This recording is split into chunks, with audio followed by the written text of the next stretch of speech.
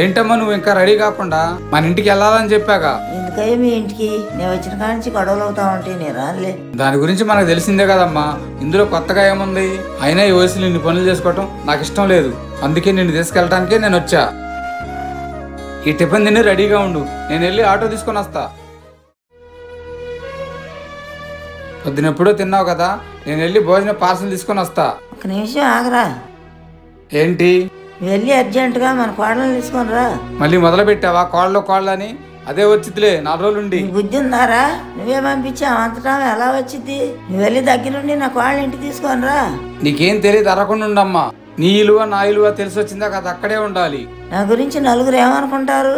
ఇప్పుడు దాకా రాని మీ అమ్మ కోడలు బాగంటే వచ్చింది అనుకోరా?